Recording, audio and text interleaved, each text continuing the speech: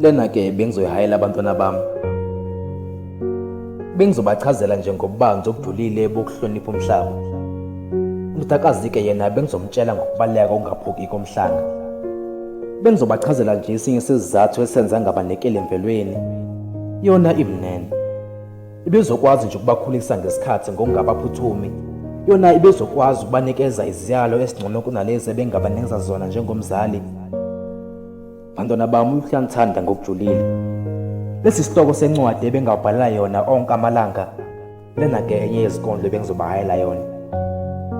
Mina bengifisa ngathi ngabe benikhona eqaleni umhlaba usaqala lapho besinokubona ukudikisa kwehlo lezulu makushale yankathi.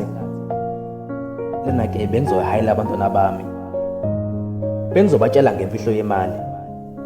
Thina zingane zami sikhule sitshole ukuthi imali iyamshintsha umuntu, kodwa ke lawo ngamampunge nje uqobo lawo nina sebenzani nje ngakhathali. Imali ivuselela umjwalo bomuntu, yona yandisa koyikho. Le ncwadi bengizoyibhalela abantwana bami. Ngibatshele ukuthi njengoBig Zulu bengifisa ukuba nemali eningi, ngidla inyama eningi, ngikhohlwa amadumbe, uvalo nje bokuyizo izinkinga eziningi. Ngoba ziningi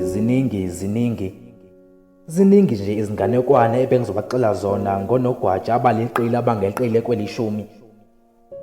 Lezi zinganekwane bezobafundisa ngezinhlobonhlobo zabantu abazodibana nabo kule ndlela yempilo. Ngalokhu bona bebezokwazi ukuthi akulona icala ukubukela komunye iphutha uqhathanisa ongwaqa nonkamisa abangahlangani. Le nkondlo bengizoyihayela abantwana bami. Lena ke bengizoyihayela abantwana bami. Bathi phela ukhulume Dela ngathi mina ngizokhuluma kunjabulo Madela.